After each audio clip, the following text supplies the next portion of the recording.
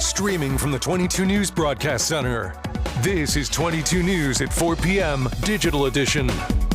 Hey, good Tuesday afternoon, and thank you for joining us for 22 News at 4 o'clock. I'm Nick Oresco. There is an elevated fire risk today, and it could impact some traffic out on the roads this evening. Let's bring in 22 News Storm Team meteorologist Brian Lapis now for a look at the roads. Looks like we have a situation right now on 291. Yeah, exit 4. There's a brush fire nearer there, about an acre in size, and it's slowing down traffic on I-291 eastbound. You can see it right here. We've also got uncharacteristically slow traffic on I-91 southbound downtown as well. So a few things to keep in mind, that this brush fire is more than likely slowing things down on I-291, and for whatever reason we have some slower traffic on I-91 in town. Otherwise, the Pike looks pretty good, and north of Springfield, I-91 moves pretty well as well. Let's take a look at, oh yes, we have a camera here from Chicopee showing you the thin sunshine, and now we've got temperatures.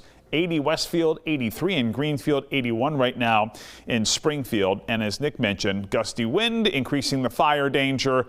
Gusts near 30 miles per hour. Notice 29 mile per hour gust in Westfield, 31 mile per hour gust in Orange. At least it's dry. You can see that we've got the thin clouds pushing through, a little bit of haze as well. Looks like it'll be just as bright tomorrow and a little bit cooler. We'll track it with our 22 News Storm Team Skycast.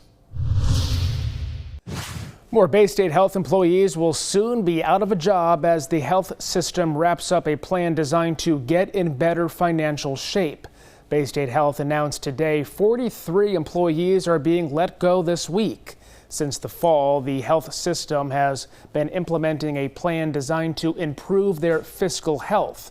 This comes after experiencing more than $300 million in operating losses over the past few years. The plan called for a 7% reduction in their workforce, with a majority of those being through retirements or resignations. Bay State Health President and CEO Peter Benko said discussions with those impacted will be completed no later than this Friday. A man from Belchertown has been sentenced to life in prison without parole for the killing of a man from Springfield back in 2021.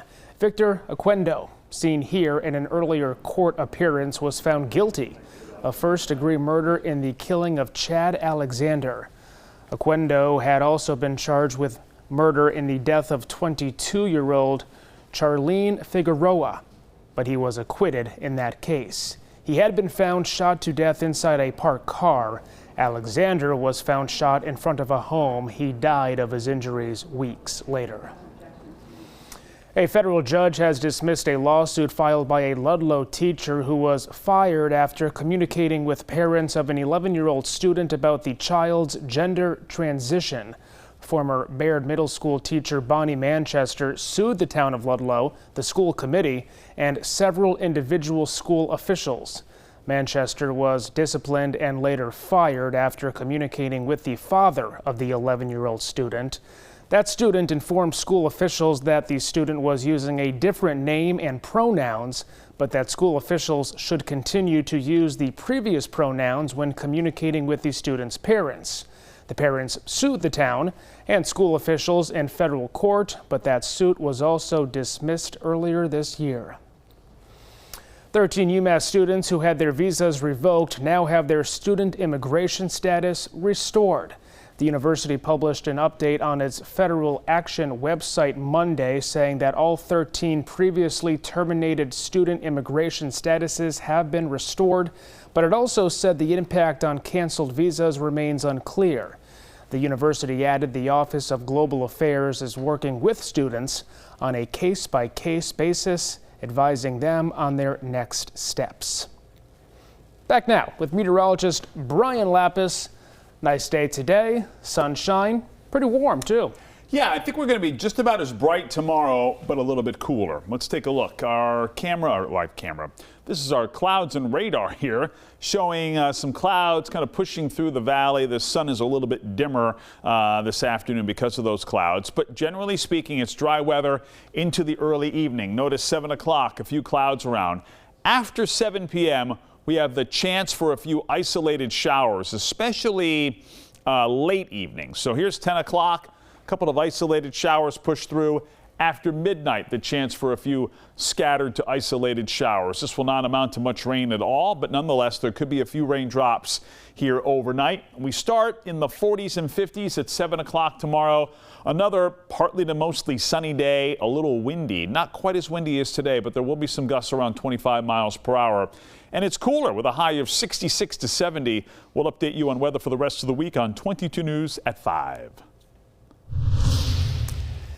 The RMV and AAA are seeing a rush of people looking to grab their real ID ahead of the deadline next week. The ID is marked with a gold star in the top right corner to let airport security know the person went through extra security and verification. But this has caused some confusion among those rushing to get one, especially if they have travel plans coming up. The deadline to get a real ID is next Wednesday, May 7th. Those who don't have one by then can also use and show a U.S. passport. There have been reports of Amazon displaying the price impact next to its goods in the wake of President Trump's tariffs. The online retailer's plans were first reported by Punchbowl News. The amount added as a result of tariffs would be displayed right next to each product's total listed price. The White House press secretary responded to the plan, calling it a, quote, hostile and political act. Amazon has now since dismissed the plan to display the tariff charges following those remarks. Tonight on 22 News, starting at 5 o'clock, the city of Springfield continues to deal with funding cuts, this time from the state's Community Mitigation Fund. Why state gaming regulators are concerned. And we now have an exact date that Holyoke Public Schools will finally exit state receivership, but teachers are pushing back. We'll explain why. Plus, Western New England University hosted its annual Emerging Engineers Expo today. We'll have a recap of that event. There's a brush fire near I-291 exit 4 eastbound, thus traffic is moving slowly in this neighborhood. And then also slower than usual traffic I-91 southbound through the south end of Springfield. So just keep that in mind, that things are running a little bit slower than usual at this time of day. Otherwise, Mass Pike looks good, and traffic north of town on I-91 also moving normally. We'll update the wind and the warmth on 22 News starting at 5. And we have updates anytime on our website, wwlp.com, the free 22 News app right there, and the new 22 News Plus app where you can watch our live newscasts. We'll see you tonight, starting at 5.